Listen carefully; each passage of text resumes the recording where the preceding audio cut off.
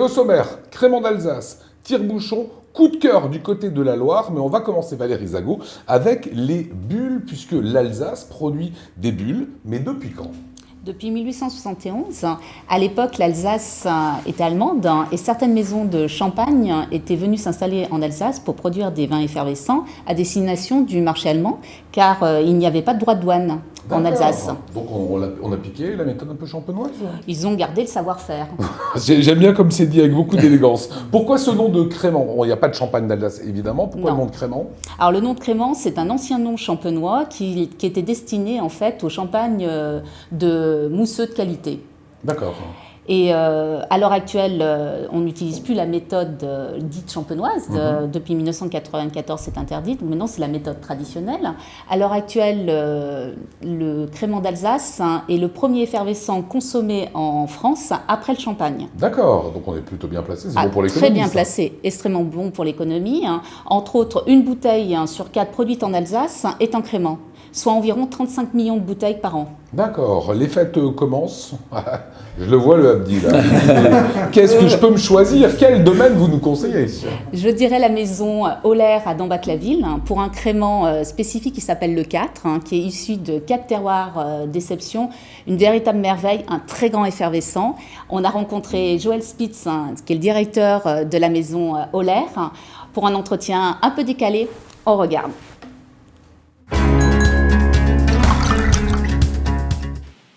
Alors, si je devais changer de job, je pense que je me tournerais vers le monde de la finance, c'est un peu mes premiers amours. Par contre, dans le monde du vin. Oui, c'était un livre sur le vin. C'est un livre qui s'intitule De l'œnologie à la viticulture de Philippe Manguin.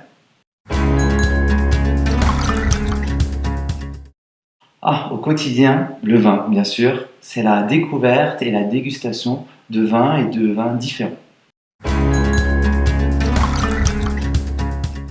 Le Puy millésime, c'est le Sylvaner de 1966 qui a été élaboré par le fondateur Jean Oller. Voilà pour les explications. Alors chaque semaine vous amenez un objet un peu particulier. Il y a eu des verres très étonnants. Mathieu, la semaine que je n'ai pas cassé. C'est que vous la n'avez plus pas grande cassé. performance de 2017. Voilà. Et vous savez que moi, pour Noël, j'ai demandé, et je vous assure, je vous jure que c'est vrai, un tire-bouchon. Ça, c'est l'objet que vous avez ramené cette semaine. Exactement, Lionel. Alors, il est vendu dans un coffret. C'est une marque française. Bon, je ne mets pas autant parce que je vous ai demandé le prix après. On va y venir. On va y venir après. Donc, c'est un tire-bouchon qui a été créé en 1980. Ça reste un must. Ouais. C'est un tire-bouchon professionnel, donc en acier inoxydable. Il est livré dans le coffret avec un coupe-capsule.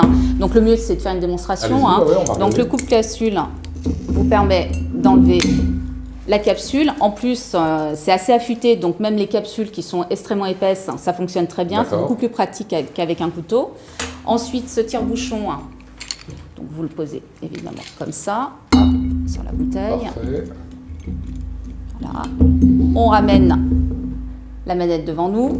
Aussi simplement que ça. Exactement. Et voilà, c'est fait. Et quelle que soit la qualité, vous voyez, aujourd'hui évidemment ça ne fonctionne pas bien. Et pour extraire le bouchon... Bougez pas, levez un peu les mains quand même. Ah oui, et bien, voyez, voilà. le bouchon ne fonctionne pas. Si, il fonctionne, si, vous y arrivez. Gardez le tire-bouchon, on s'occupe de la bouteille. Ça y est, on y arrive. Voilà. Voilà, ça permet d'extraire le bouchon plus facilement que ce soir. Le prix, Valérie? 159 € dans le coffret avec le coupe-capsule. Quand vous dites que c'est un must, c'est qu'aujourd'hui, les vignerons, avec ça, on est quasiment sûr d'ouvrir sa bouteille. Ah oui, quasiment, et quasiment avec tous les bouchons, même les techniques. Je l'ai commandé pour Noël, c'est très gentil à vous, merci beaucoup. Pas extrêmement pratique. Et plus sérieusement, en fait, c'est la vis, la sans fin, qui est ici, est garantie 2500 ouvertures, donc ça laisse un peu de temps. Et le tire-bouchon en lui-même est garanti 10 ans. Un petit coup de cœur à présent, on sort de nos frontières alsaciennes. Oui. Peut-être pas juste devant moi, mais non plus. Pardon. Voilà, je vous en prie. On se dirige dans la Loire. Ouais. Donc c'est le domaine Fabrice Gasnier. On est sur un chinon blanc qui s'appelle le Coteau de Sonnet. Alors pour la petite anecdote, Chinon est plus réputé pour les rouges. Donc là, c'est que 3% de l'aire d'appellation Chinon qui est planté en chenin, qui est le cépage destiné à faire cette cuvée. On est sur un vin qui est extrêmement ouvert en termes de nez, très expressif sur les fleurs blanches, également sur les agrumes, avec des notes légèrement toastées. En bouche, c'est frais sur des pointes minérales. Ensuite, vous avez des fruits blancs à chair. Ensuite, vous êtes vraiment sur un vin qui est plein, qui est ample, qui est gourmand. Moi, j'adore les spécialistes. C'est vraiment un vin de spécialiste des vins de la vallée de la Loire en blanc. Et ça, c'est bien. Comment ? Ça, c'est bien. Ah, ça, c'est top. C'est bien.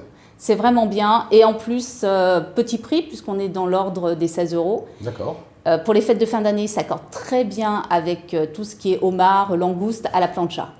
Voilà. T'as vu Mathieu ? Je note. Ok. Voilà. Abdi ? Elle a mis tout le monde d'accord ? Voilà, je rappelle évidemment que tout ça, c'est l'abus d'alcool dangereux pour la santé, c'est à consommer avec modération, et ce sont des terroirs qui sont passionnants aussi dans cette émission.